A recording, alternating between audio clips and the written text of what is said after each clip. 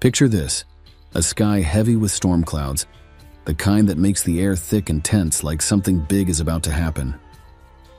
A lone crow cuts through the silence, its sharp cries echoing across a battlefield strewn with broken weapons and forgotten hopes. It's not just any bird, it's a sign, the kind that makes even the most hardened warriors pause, because where that bird flies, something far greater is always watching. That's where she comes in, the Morrigan, a name spoken in whispers, equal parts fear and awe. She's not just another deity with a fancy title, she's the one you hope never notices you, goddess of war, fate, and everything in between. Sometimes she's a beautiful woman offering sweet promises. Other times, she's a shadow at the edge of your vision, impossible to ignore. Either way, she's always a step ahead, already knowing how the story will end, because she's probably the one writing it. Her story isn't like others. It's not neat, it's not simple, and it definitely doesn't have all the answers tied up in a bow. But that's the thing about the Morrigan. She's all about the questions you're too scared to ask. Who controls your fate? What price are you willing to pay for power? And maybe the scariest one of all, when death comes calling, will you be ready to meet her? This is the story of the Morrigan, the goddess of war and fate from Celtic mythology. The Morrigan story begins in the heart of ancient Ireland, where the world was thought to be ruled by gods who controlled everything from the land to the skies. Among these deities were the Tuatha De Danann, a race of divine beings whose power shaped the fate of Ireland. Even among them, the Morrigan stands out from the rest. She wasn't just a goddess, she was a force of nature, a figure deeply entwined with the land, life, and death.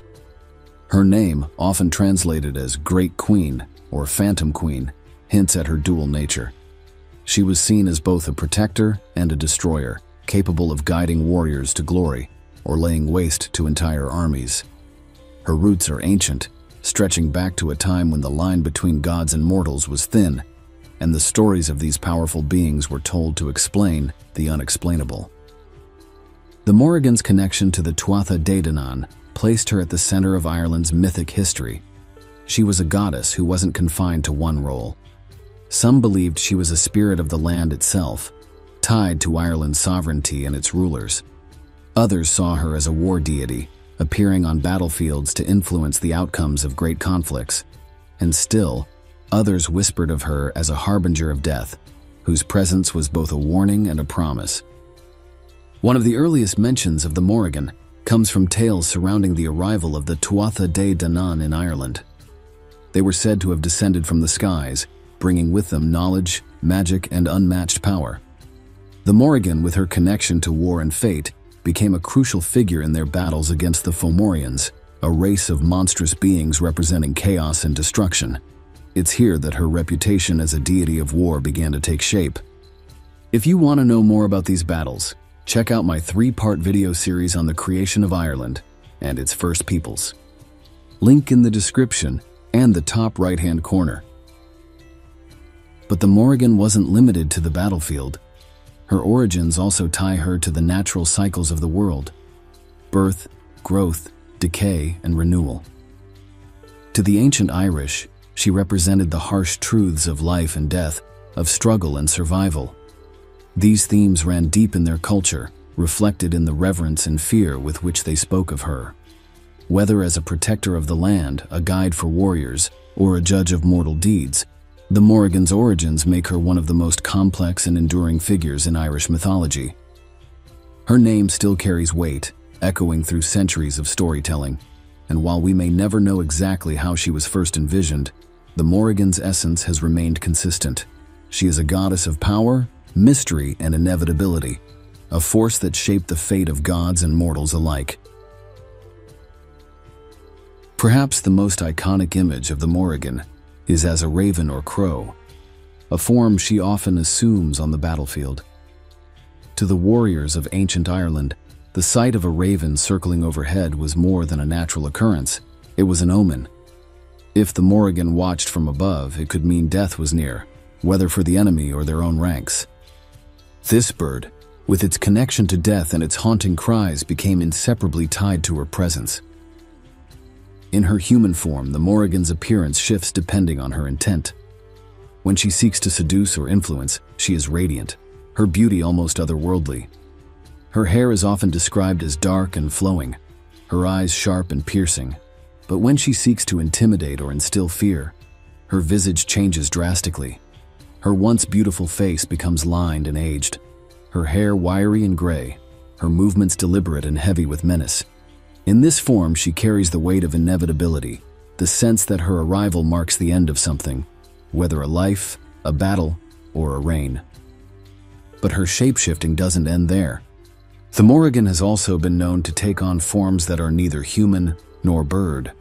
She appears as a wolf, stalking the edges of the battlefield, her presence a symbol of relentless hunger and survival. In other tales, she becomes an eel or a cow, using these forms to influence events or deceive those who cross her path. These transformations speak to her connection with the natural world and her ability to manipulate it to her advantage. Even in her divine form, the Morrigan's features often reflect her duality. She is both terrifying and awe-inspiring, embodying the beauty and brutality of life itself. Her form is never static, always shifting to reflect her purpose, her mood, or the message she wishes to convey. To the ancient Irish, the Morrigan's appearance wasn't just about how she looked, it was about what she symbolized. Whether as a raven, a wolf, or a woman, she was a force that could not be ignored, her very presence a reminder of the fragility of life and the inevitability of fate. The Morrigan is a goddess defined by her complexity. She is not easily pinned down, her nature shifting with the needs of the moment, much like her ability to change form. At her core, she represents dualities, life and death, war and peace, destruction and renewal. Her very being embodies the constant push and pull between creation and destruction, a reminder that one cannot exist without the other. Her behavior reflects this fluidity. In one story, she is a fierce protector, aiding her allies with cunning strategy and supernatural might. In another, she is a relentless harbinger of doom, her presence spelling death and despair. The Morrigan's personality is equally multifaceted. On one hand, she is fiercely independent and unapologetically assertive, unafraid to challenge the gods or confront mortal heroes. Her confidence and power can be alluring, even seductive, as she often uses charm and persuasion to influence events. On the other hand, she is also vengeful and unforgiving, especially when spurned or disrespected. Her wrath is legendary, capable of bringing down kings or decimating entire armies. The Morrigan is far more than a goddess of war. Her roles and responsibilities stretch across nearly every aspect of life and death in ancient Irish mythology. She is a guardian, a prophet, a guide, and a judge, her presence touching everything from the rise of kings to the fall of empires. One of her most critical roles is as a protector of sovereignty. In Irish mythology, the land was often personified, and rulers were expected to maintain harmony between their people and the land itself. The Morrigan, as a goddess deeply tied to the land, symbolized the health and well-being of the kingdom. She would appear to those seeking power, often testing their worthiness to rule. If she approved, her favor would bring prosperity and strength. If she did not, her presence foretold ruin and decay. On the battlefield, the Morrigan's responsibilities were equally vital. She was a goddess of war and fate, influencing the outcomes of conflicts through her powers of prophecy, fear, and manipulation. As warriors prepared for battle, they looked for signs of her presence, often in the form of a raven or crow. Her appearance could bring courage to those she supported, or despair to those she opposed. In many tales, she doesn't physically fight, but instead uses her influence to ensure that destiny unfolds as it should. Her role as a prophet is one of her most defining traits. The Morrigan is a goddess of foresight, her visions often predicting doom or victory with unsettling accuracy. These prophecies, though often cryptic, carry an unshakable certainty. Her words are not suggestions, but declarations of what is to come. This role connects her deeply to the concept of fate, as she not only sees the threads of destiny, but actively ensures they are followed. In addition to her ties to war and authority, the Morrigan serves as a guardian of the dead, a psychopomp, guiding souls from the mortal world to the other world. Her presence at the site of death, whether on a battlefield or in quieter moments of passing, underscores her connection to endings and transitions. To the ancient Irish, death wasn't just an end, it was a transformation, and the Morrigan's role was to oversee and facilitate this change. But her responsibilities weren't limited to destruction and endings. The Morrigan is also tied to renewal and balance. Just as she brings death to one cycle, she ensures the beginnings of another. Her nature is one of contradictions. She is nurturing in one moment, terrifying in the next. She is both an ally and an adversary, a force of chaos that ultimately serves a greater order. This duality makes her a profoundly human figure, reflecting the complexities of life itself. To the ancient Irish, the Morrigan wasn't just a goddess. They saw in her the raw, untamed forces that shaped the world, forces that could destroy or uplift, depending on how they were approached.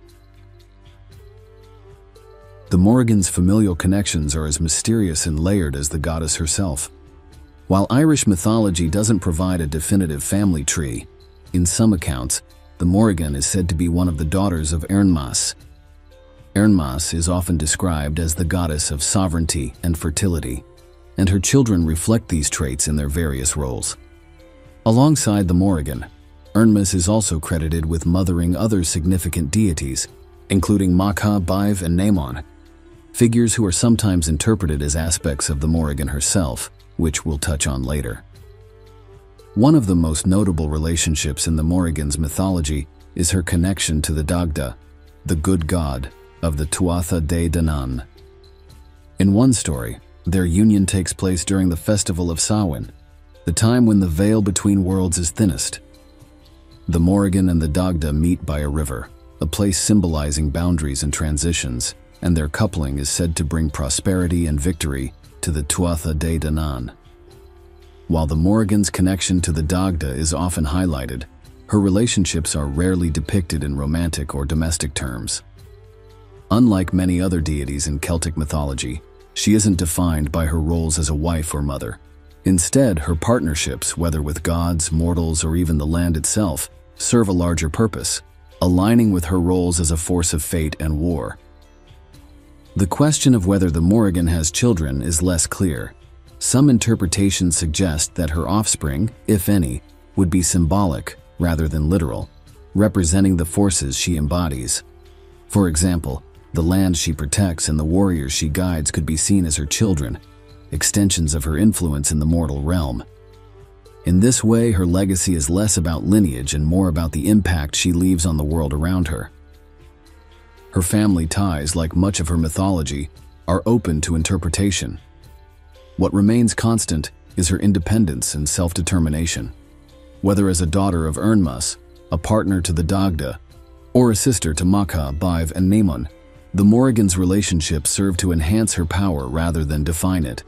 She is a goddess who stands apart, her connections adding depth to her character without diminishing her autonomy. Hey everyone, just a quick intermission here. I wanted to say thank you for watching this video. It really means a lot to me. Did you know that over 80% of you who are watching right now aren't subscribed to the channel? If you've enjoyed this content so far, it would be incredible if you could hit that subscribe button. It's a small gesture, but it really helps the channel grow and ensures that you won't miss any more of our fascinating stories we explore together. Also, if you're feeling generous, please give this video a thumbs up, leave a comment, and share with anyone else who may enjoy it. Your support really does make a difference and keeps the content coming. Thanks again, and let's get back to the story. The Morrigan's abilities make her one of the most feared and respected figures in Irish mythology. From commanding the natural world to manipulating the minds of men, the Morrigan wields her powers with precision and purpose, always ensuring that fate unfolds as it should. One of her most renowned abilities is shapeshifting.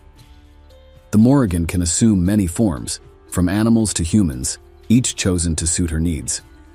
Her transformations aren't just for concealment, they often carry symbolic weight. As a raven or crow, she surveys the battlefield, embodying death and prophecy. As a wolf, she represents predatory cunning and the raw instincts of survival. This power makes her both elusive and omnipresent. She can be anywhere and anyone. As we touched on before, her prophetic abilities are equally legendary. The Morrigan is a goddess of foresight, capable of seeing the future with chilling clarity. Her prophecies often center on death and destruction, delivered in cryptic and poetic language that leaves little room for interpretation. In one famous tale, she delivers a prophecy foretelling the outcome of the Second Battle of Moytura, ensuring the Tuatha De Danaan's victory over the Fomorians. The Morrigan also wields the power of fear and confusion, which she uses to devastating effect on the battlefield. Her mere presence can unnerve even the bravest warriors, and she is known to incite chaos among enemy ranks. In some accounts, she takes the form of a crow, flying over the battlefield and letting out cries that cause panic and disarray.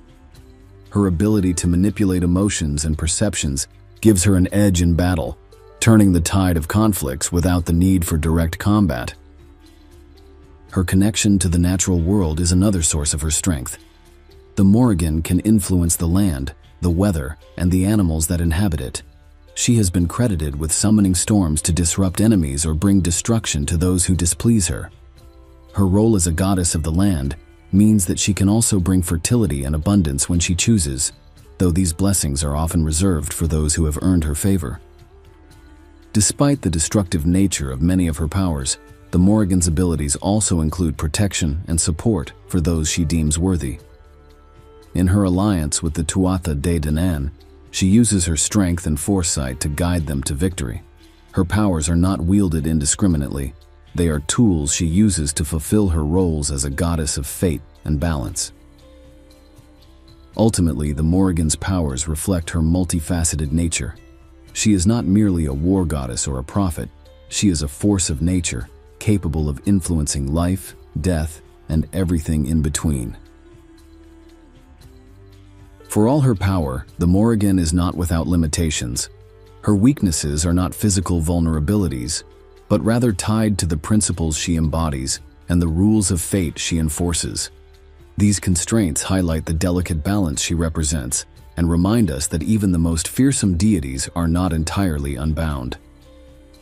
One of her primary weaknesses lies in her deep connection to fate. While the Morrigan is a goddess of prophecy, capable of foretelling and influencing the future, she is also bound by it. She does not create fate. She ensures it is fulfilled. This means that even the Morrigan cannot alter destiny without consequence. Her role as an enforcer of fate ties her hands in ways that might frustrate her, particularly if a desired outcome conflicts with the natural order. She is both an agent of fate and a prisoner of it. Another limitation is her reliance on mortals and other gods to execute her will. This dependence on others can create vulnerabilities, especially when those she aligns with fail to live up to her expectations or act against her will. For example, in her interactions with the hero Cuchulainn, her attempts to sway him are met with resistance, ultimately leading to a strained dynamic that limits her influence. Finally, her emotional nature can sometimes be a double-edged sword. The Morrigan is known for her passion and intensity, whether in love, war, or vengeance. While this fuels her strength, it can also cloud her judgment. In some stories, her wrath leads to unnecessary destruction or alienates those who might otherwise have been allies. These weaknesses do not diminish the Morrigan's power, but rather emphasize her complexity, showing that even a goddess must operate within certain boundaries. One of the most intriguing aspects of the Morrigan is her existence as both a singular goddess and a collective force. The Morrigan triad is often interpreted as a grouping of three closely related goddesses, Macha, Baive, and Naaman. In some interpretations, Macha, Baive, and Naaman are seen as separate sisters, while in others, they are simply different aspects of the same deity, representing facets of her power and purpose. Whatever the case, these three figures work together as a unified force. In this sense, the Morrigan is not just one being, but a convergence of three powerful entities, each essential to her legend. Bive is the goddess most associated with prophecy and the chaos of war. Her name means crow or battle crow, and she often appears on battlefields, flying overhead as a dark omen of death. Bive's role in the triad focuses on foresight and the psychological aspects of conflict. Her cries incite terror and confusion among enemies, often driving them to panic before the battle has even begun. She is the voice of prophecy, delivering cryptic warnings and ensuring that fate unfolds as it should. Bive's presence is a harbinger of death, and she is often seen circling above battlefields, watching the carnage unfold. Her connection to the dead ties her to the other world, where she acts as a guide for fallen souls. While her methods are often unsettling, she plays a crucial role in maintaining the balance of life and death, reminding warriors of the inevitability of their fate. Maka is a goddess of sovereignty and endurance, embodying the Morrigan's connection to the land and its rulers. Her name is closely linked to the concept of kingship, and she often appears to test or challenge those seeking to rule. Maka is a fierce protector of the natural order, ensuring that only those worthy of leadership can hold power. In some tales, Maka is depicted as a warrior goddess, leading armies into battle and defending the land with unmatched ferocity. In others, she takes on a more nurturing role, representing the fertility and prosperity of the land itself. This duality reflects her importance as both a giver and taker of life, embodying the cycles of growth and decay that govern the natural world. Naaman's name translates to frenzy or panic, and she is the aspect of the Morrigan most closely associated with the raw chaos of battle. Unlike Bive, who uses fear strategically, Naaman embodies unbridled rage and confusion. Her presence on the battlefield causes warriors to turn on one another, breaking their ranks and leading to complete disarray. Naaman's influence extends beyond the physical realm. She can manipulate emotions and perceptions, driving her enemies to madness. In some accounts, her shrieks are so piercing and unearthly that they cause warriors' hearts to burst from sheer terror. Naaman is a force of pure chaos, ensuring that no battle unfolds as planned and that no army escapes unscathed.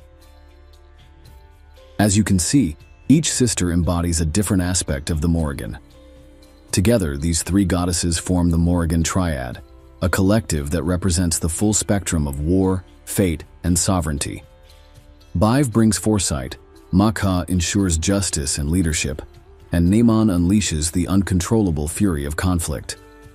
While they can act independently, they are most powerful when working together, blending strategy, strength, and chaos to achieve their goals. The Morrigan's presence looms large across the myths of Ireland, where her actions and influence shape the outcomes of battles, the fate of kings, and the balance of the natural world. Here are some of her most notable feats and moments from Celtic mythology. One of the Morrigan's most famous roles occurs during the Second Battle of Moytura, where the Tuatha De Danann fought the Fomorians, a race of monstrous beings who sought to enslave Ireland. The Morrigan plays a pivotal part in this myth, using her powers to inspire and guide her people to victory. Before the battle, the Morrigan has an important encounter with the Dagda, the good god of the Tuatha De Danann. The two meet at a river on the eve of Samhain, and their union is said to symbolize the merging of war and fertility, destruction and renewal. This act strengthens the Tuatha De Danann and solidifies the Morrigan's role as a protector of the land and its sovereignty. During the battle itself, the Morrigan uses her abilities to strike fear into the hearts of the Fomorians. Taking the form of a crow, she flies above the battlefield, spreading confusion and panic among the enemy ranks. She also delivers a prophecy of the Tuatha De Danann's victory, bolstering their morale. After the Fomorians are defeated, the Morrigan proclaims the triumph in a hauntingly poetic declaration. The Morrigan's interactions with the hero Cuchulainn showcase her complexity as both an ally and an adversary. In this tale, she approaches Cuchulainn in her human form, offering him her love and support. However, the hero, unaware of her divine nature, arrogantly rejects her, dismissing her as a mere mortal.